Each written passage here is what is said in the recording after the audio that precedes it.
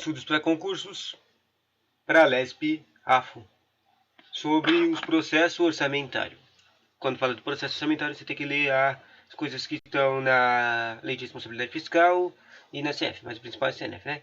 Processo orçamentário para a LESP, né? Processo orçamentário, agora o processo de planejamento e orçamento com a Constituição Federal de 88. Com o advento da Constituição Federal de 1988, o sistema de planejamento orçamentário dos entes públicos deve ter inovação, como o surgimento do Plano Plurianual, PPA, da Lei de Diretrizes Orçamentárias e do LOA, e esses instrumentos devem abranger os poderes da União, Estados, Distrito Federal e municípios. Apesar de abranger todos os poderes, a iniciativa das leis orçamentárias de cada ente é do Poder Executivo. Já a autorização da lei orçamentária é realizada pelo Congresso Nacional na esfera federal, a Assembleia Legislativa na esfera estadual e a Câmara Municipal na esfera municipal. Com o PPA, é realizado o primeiro ano do mandato do chefe executivo, e este é o momento em que o governante materializa as suas plataformas do governo conforme Mota.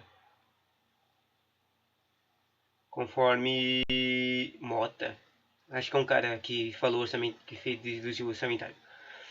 No PPA devem ser representantes todas as diretrizes governamentais, tais como as debatidas por ocasião das campanhas pelo presidente, do governador e prefeito. A Constituição Federal dispõe no primeiro do artigo 165. Parágrafo 65 é o que mais explica o que é as coisas orçamentárias, né? A lei que institui o plano plurianual deve estabelecerá de forma regionalizada as diretrizes. Regionalizada significa Estado, União e município, tá? As diretrizes, objetivos e metas da administração pública federal para as despesas de capital e outras delas decorrentes, e para as relativas a programas de duração continuada. O PPA é elaborado no primeiro ano do mandato do governante eleito e tem duração de 4 anos, com vigência a partir do segundo ano do mandato. O prazo para encaminhamento pela Poder Executivo de até 4 meses antes do encerramento do primeiro exercício financeiro. É devolvido para a sanção até o encerramento da sessão legislativa para estados e municípios, e as datas podem ser diferentes. Segundo o autor Giacomini, nos demais entes da federação, a legislação própria poderá fixar outro calendário, tendo em vista atender peculiaridades locais. Em relação aos investimentos, a SCF determina que no primeiro do artigo 167 é o artigo da CF de proibições, de vedações, e que tem também as ressalvas, né, de vedações, coisas que não são vedadas, né? Bom, tá lá, já que está falando do parágrafo 1, que nenhum investimento cuja execução ultrapasse o exercício financeiro poderá ser iniciado sem prévia inclusão no plano plurianual, ou sem lei que autorize a sua inclusão, ou seja, tem que passar pelo legislativo a autorização nele, das casas lá do TECO, sob pena de crime de responsabilidade. Basicamente é aquela coisa de crime do presidente, de ele colocar dinheiro para ser gasto sem a autorização do poder dos outros poderes. Bom, a LDO tem o intuito de ser o elo entre o planejamento estratégico, que é o plano plurianual, e o planejamento operacional, que é a lei orçamentária anual, conforme o parágrafo 2 do artigo 165 do SF. O parágrafo 2 é o que fala o que é a Lua, né? A Lei de Diretrizes Orçamentárias compreenderá as metas e prioridades da administração pública federal, incluindo as despesas de capital para o exercício financeiro subsequente, e orientará a elaboração da Lei Orçamentária Anual, disporá sobre as alterações da legislação tributária e estabelecerá a política de aplicação das agências financeiras oficiais de fomento. O prazo de encaminhamento do projeto de lei da LDO deverá ser de até 8 meses e meio antes do encerramento do exercício financeiro de cada ano e devolvido para sanção até o encerramento no primeiro período da sessão legislativa. Os estados e municípios poderão adotar prazos diferenciados para essa transmissão. Entretanto, conforme salienta Giacomini, desde que a aprovação da LDO se dê a tempo de cumprir sua principal finalidade, orientar a elaboração do projeto de lei orçamentária anual. A LOA, que é realizada anualmente, concretiza as ações a serem planejadas no PPA e com as diretrizes impostas na LDO. As ações planejadas, PPA é planos, as diretrizes é LDO e o LOA é as ações, entendeu? Concretiza. Conforme o texto constitucional, nela está contidas 3 orçamentos, que eu já comentei em um vídeo anterior. O LOA tem orçamento fiscal, seguridade social e investimento. Tem várias questões em que eles perguntam dos orçamentos e também tem questões, na maioria das vezes as questões dos orçamentos são as questões de certo e errado. Não tem muito conteúdo que elas aparecem em questões de enunciados, né? Mas as questões de orçamento, elas perguntam se você sabe o que é cada um deles. Não tem muito conteúdo, na verdade, explicando o que é cada um deles nos parágrafos da Constituição. Conforme o parágrafo 2 do artigo 165, Daí fala no parágrafo 5 da Lei Orçamentária Anual, da LOA diz: o orçamento fiscal referente aos poderes da União, seus fundos, órgãos e entidades da administração direta e indireta, inclusive fundações instituídas e mantidas pelo poder público. Ou seja, não falando nada do que é o orçamento fiscal, só fala que ele é para todo mundo, tá? Depois, todos os entes, todos os poderes do treco dos caras. Depois, a orçamentária anual compreenderá o orçamento de investimento das empresas, em que a União direta ou indiretamente detenha a maioria do capital social com o direito do voto. Ou seja, quando eles falam de coisas que vão ser incluídas no orçamento de investimento, tem que ser só as coisas que a administração tem poder de voto. Entendeu? Ou seja, eles têm opinião. Isso aqui é mais fácil de entender, o fiscal não dá, né? O orçamento de seguridade social, abrangendo todas as entidades, órgãos e elos vinculados, da administração direta e indireta, bem como os fundos e fundações instituídas e mantidas pelo poder público. Bom, o prazo para envio do projeto da lei de LOA deve ser de até 4 meses antes do encerramento do exercício financeiro e devolvido para a sanção até o encerramento da sessão legislativa. Conforme Giocanini, de novo outro cara que fica aparecendo, já acho que ele apareceu 2 vezes, né?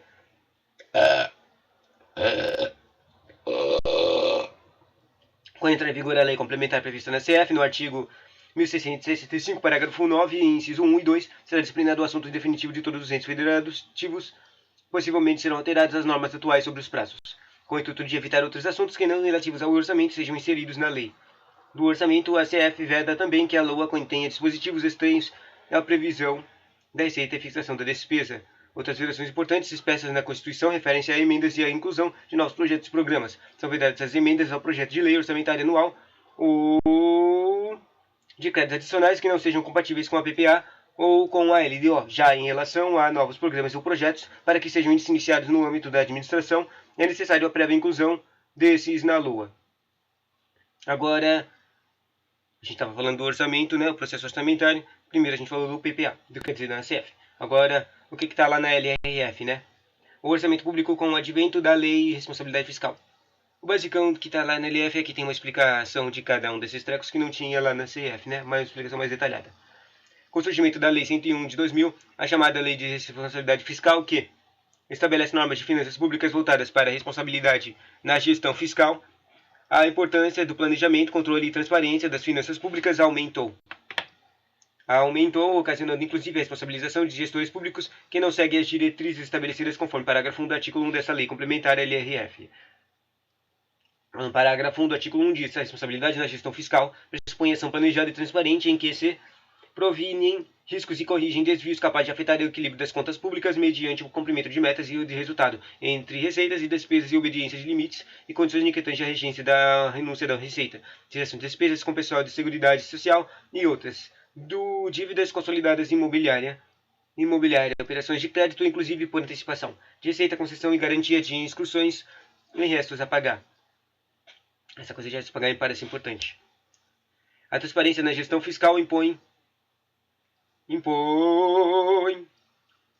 a transparência na gestão fiscal imposta pela LRF proporcionou a prestação de informações sobre o orçamento de finanças públicas para a sociedade, além de assegurar a participação popular e a realização de audiências públicas durante a transparência é importante, né? Durante o processo de elaboração de discussão dos planos relativos a leis orçamentárias. Além disso, surgiram novos relatórios com o intuito de tomar a administração pública mais transparente, conforme o artigo 48 da LRF. No artigo 48 são instrumentos de transparência de gestão fiscal, aos quais serão dada ampla diretrizes orçamentárias e as prestações de contas e respectivo parecer prévio ao relatório prévio, que é o relatório resumido de orçamento de execução orçamentária e o relatório de gestão fiscal. Dois relatórios, relatório de resumido, RR, de execução orçamentária, e RGF, relatório de gestão fiscal, e versões simplificadas desses próprios documentos. Em relação à não publicação dos relatórios acima citados, o não envio para a União para a consolidação ocasionou impedimento de recebimento das transferências voluntárias, ou seja, os carinhas não vão poder receber dinheiro dos pais, né? União não vai, o chefe do Estado não vai poder receber dinheiro da União, os municípios não vão poder receber dinheiro do Estado, né? Simples. Transferências voluntárias e contração de operações de crédito, exceto aos destinados a refinanciamento do princípio atualizado da dívida mobiliária.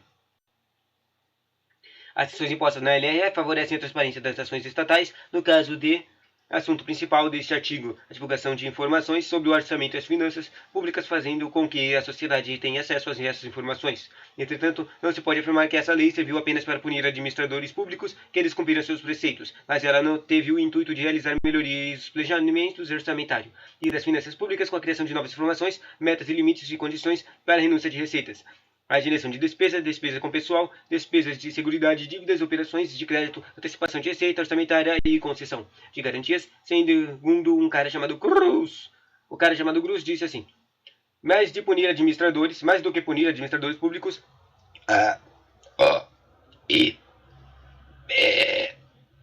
pois há leis específicas que já tratam do assunto, a LRF objetiva corrigir o rumo da administração pública, seja no âmbito dos Estados-membros, dos municípios com a própria União, bem como limitar os gastos de receitas mediante técnicas de planejamento governamental, organização, controle interno e externo e, finalmente, transparência das ações do governo em relação à população, ficando os administradores públicos obrigados a ser responsáveis no exercício das fundações e sujeitos de penalidades definidas na legislação própria, mas agora reforçadas pela Lei Complementar 101. Com relação à LDO, a LRF ampliou os atributos da LDO, entendeu? Dentre os principais atributos da LDO, destaca-se o equilíbrio entre as receitas e as despesas e as normas relativas ao controle de custos, conforme o artigo 4 da Lei 101 de 2000. Ela disse, o artigo 4 diz: a lei de direitos orçamentários atenderá ao disposto no parágrafo 2 da 165, que é o que explica lá, da Constituição, e diz assim: disporá também sobre, daí ele começa uma enumeração dessas coisas que a gente falou aqui ampliou de atributos, isso. Disporá também sobre equilíbrio de receitas e despesas, critério e forma de limitação de empenho a ser efetivada nas hipóteses previstas na linha B do inciso 2 deste artigo, no artigo 9 e no inciso 2 do parágrafo 1 do artigo 31, em normas relativas ao controle de custos e à avaliação dos resultados dos programas financiados com recursos orçamentários. Também tem o atributo de demais condições de exigências de transferências de recursos de entidades públicas e privadas. Esses são os atributos, esses 5, né? A, B, C, D, E, F, 5. Tá. Outras inovações trazidas pela RF para o projeto da LDO foram o anexo de metas fiscais e o anexo de riscos fiscais. No anexo de metas fiscais, segundo o primeiro do artigo 4 desta lei complementar, serão estabelecidas metas anuais em valores correntes e constantes relativos a receitas, despesas, resultado nominal e o primário no montante de dívida pública para o exercício que se referem para os dois seguintes.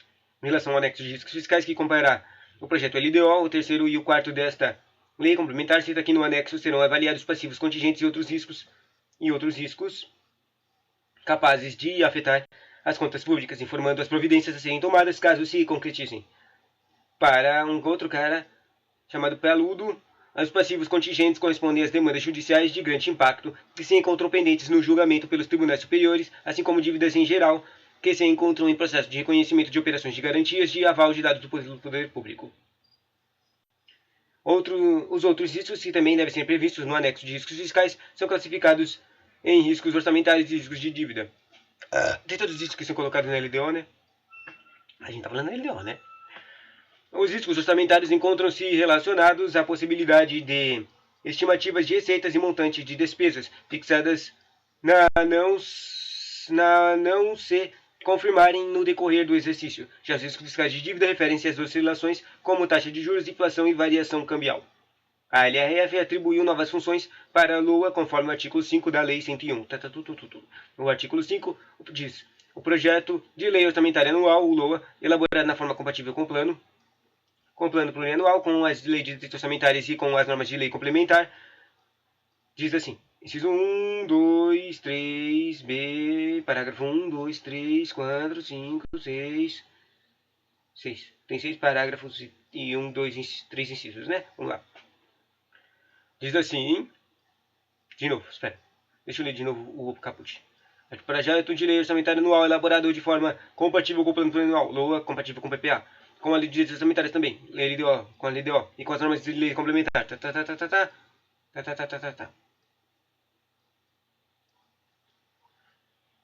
Bom, não tem, na verdade, não tem um. Eu não li aqui um verbo de falar que compreenderá ou será compatível, né? Bom, mas está escrito aqui. Inciso 1. Conterá em anexo demonstrativo de compatibilidade de programação dos orçamentos com os objetivos e metas constantes do documento, decretado parágrafo 1 do artigo 4. 2. Será acompanhado de documento que se referirá que será parágrafo 6 do 165, bem como das medidas de compensação de renúncias e de receita e aumento de despesas obrigatórias de caráter continuado. 3. Conterá a reserva de contingência, cuja forma de utilização é montante e montante, utilização e montante é o total de dinheiro que tem, definido com base na receita recorrente líquida, serão estabelecidos na lei de direitos orçamentários, destinado a B. Atendimento de passivos contingentes e outros riscos de eventuais fiscais imprevistos. E parágrafo 1. Todas as despesas relativas à dívida pública, mobiliária e contratual e as receitas que as atenderão constarão a de lei orçamentária anual.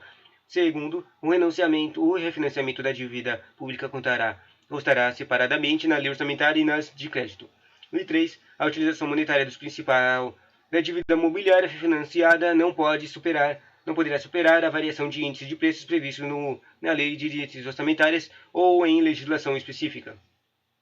E 4. É vedado consignar na lei orçamentária crédito com finalidade imprecisa ou com dotação ilimitada. Parágrafo 5. Acho que esse é o último, né?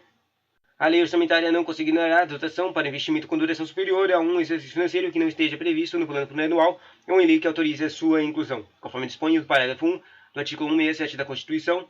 Parágrafo 6. Integrarão os despesas da reunião e serão incluídas na lei orçamentária as do Banco Central do Brasil relativos ao pessoal em encargos sociais, custeio administrativo, inclusive os destinados a benefícios e assistência aos servidores e a investimentos. De acordo com o exposto na LRF, verifica-se a importância desta lei complementar para assegurar o equilíbrio das contas públicas. E isso assim termina esse conteúdo de processos orçamentários, né?